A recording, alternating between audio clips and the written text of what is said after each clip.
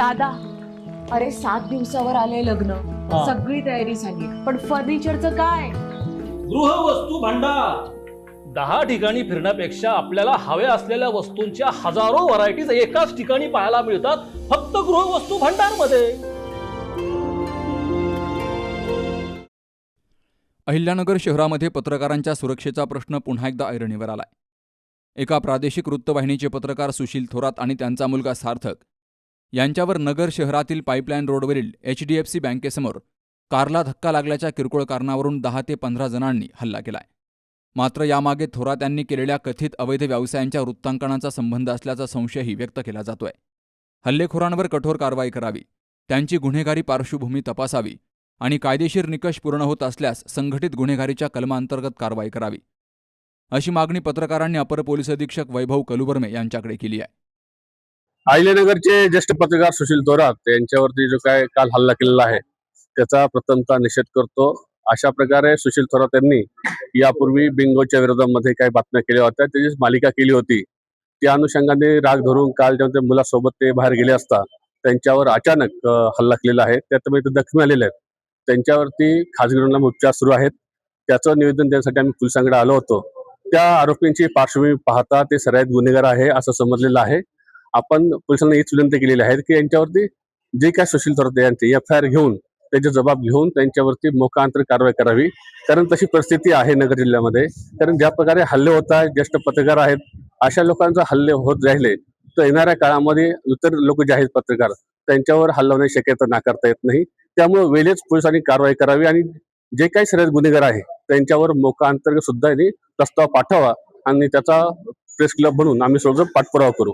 साम टीव्हीचे पत्रकार सुशील थोरात यांच्यावरती काल शुक्रवारी सायंकाळी सावेडीमध्ये जीवघेणा हल्ला झाला.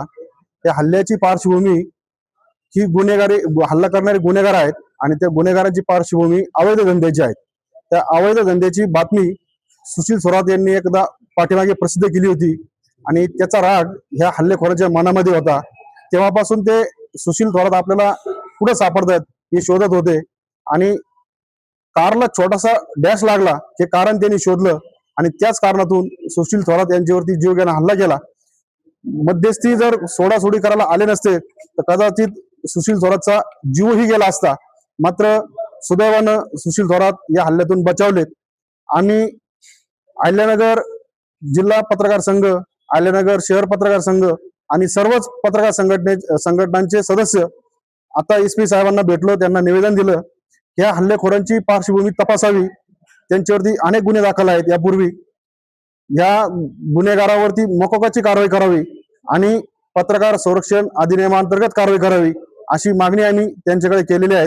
हल्लेखोरांना तत्काळ अटक करावी आणि हल्लेखोर जोपर्यंत अटक होत नाही तोपर्यंत सुशील थोरात यांना पोलीस संरक्षण देण्यात यावं अशी मागणी आम्ही त्यांना केली आहे. पोलिसांनी सकारात्मक प्रतिसाद दिलेला आहे, पण जोपर्यंत गुन्हेगार अटक होत नाही तोपर्यंत पत्रकार संघटनेचा पाठपुरावा सुरूच राहील.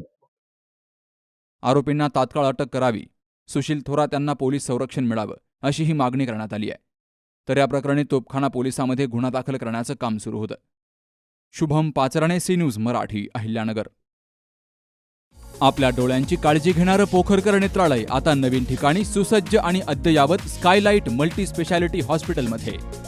डोळ्यांचे विविध आजार, ऑपरेशन्स आणि उपचार आता एकाच ठिकाणी. मोतीबिंदू, काचबिंदू आणि medical retina specialist doctor Santosh Kishor Pokharkar करणार आपल्या डोळ्यांच्या सर्व समस्यांचं परिपूर्ण समाधान. ठिकाण स्कायलाइट मल्टी स्पेशालिटी हॉस्पिटल, देवाचा मळा, बालाजी अपार्टमेंट जवळ, संगमनेर. संपर्क 02425 29 91 90 आणि 8108 17 63 65.